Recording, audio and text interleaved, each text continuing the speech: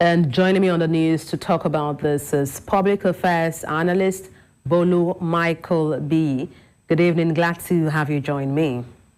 Good evening. Thanks for having me. Okay, let me kick off by asking what your initial thoughts were when you knew Kamala Harris will now become the Democratic nominee for the 2024 presidential election.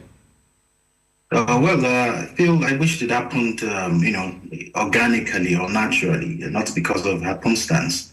I would have loved to see a situation whereby she went through the whole process of being adopted, and because it is over a year-month process in order to get the nomination, which she went through the traditional route. But she's there by happenstance. But it's still a positive development because it shows that the U.S. society the political outlook is reflecting the demographic changes of the country domestically, and also that the United States is coming up to speed in terms of gender and racial equality. We've seen the advanced countries like Germany, the United Kingdom, and New Zealand produce female leaders at the helm of affairs in terms of prime ministers and president, and it's about time that America prepares itself for female leadership. Well, some persons say organically or not, what difference does it make? But then how would you view her chances in the presidential race in terms of her race and also sex? We saw how Hillary Clinton, another woman, tried in 2016 and then lost. Now, let's look, what do you make of her chances in this election? It's first of all, I see it as first a referendum on the performance of President Joe Biden. It's also a test to see whether America is ready for a female president. I would like to see a person of color. I've seen Obama, but a person of color, a female at the helm of affairs. I think it would. Elevates the cause of women all over the world. But as far as the chances are concerned, I think there's a time constraint in between.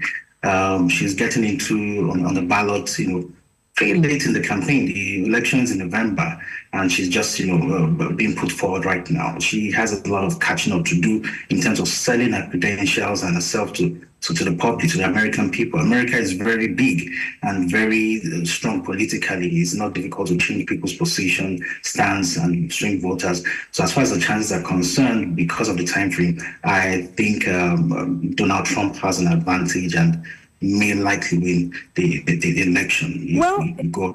Well, if the polls are anything to go by, reports indicate that, Trump is just leading by 2, vote in the polls. We know how things turn out when it comes to real election, and polls might not be the true indicator. But then people are saying so far she's faring well in polls, considering, her being nominated and how she has fared in the polls. But then let's look at the Trump factor. How would you weigh her chances against him? Look at her trajectory so far, her career, from how she has fared, in all her dealings and her career. Yeah, she's been a prosecutor. She's been the Attorney General of California, also a U.S. Senator, and she's been able to, get decisive skills to allow her to make tough decisions. Because those positions that she held in the past are very sensitive and requires a careful approach to problem solving. And being vice president as well has exposed her away, at the international scene in terms of foreign policy and international relations. So she seems to be well placed in terms of actually, leading from the front in terms of global affairs and domestic issues. She's been clouded a bit in the Biden administration, and I hope that eventually maybe she becomes the president, we'll begin to see her star shine and see more of her and her capacity. But like I said earlier, the time factor is of essence in U.S. politics, and based on that, if were to go by the time factor and when she's been put in the race, Donald Trump still has an advantage regardless of what the poll says. The poll said a lot against Hillary Clinton, but on election day, Trump still won. Well, some persons say being a prosecutor once means you be a strong debater, and she's likely to outperform or out-debate Trump. Well, time will tell. We'll see how that pans out. But then, as Kamala Harris prepares to potentially become the first female president of the United States, what are the implications for gender dynamics in global diplomacy and, of course, leadership? Well, her being at the forefront may actually inspire female participation in politics locally and internationally, and position the United States as a positive example to other countries who are still far behind in terms of racial and gender equality.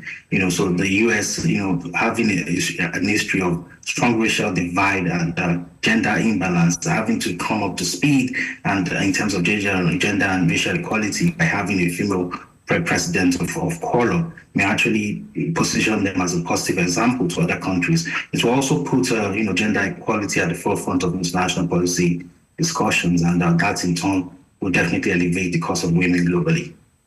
All right, thank you so much. We'll hold our breath and see how things pan out in the U.S. Thank you so much for your expertise on the news. Bolu Michael-Biyi, Public Affairs Analyst, many thanks indeed. Pleasure. Thank you for having me.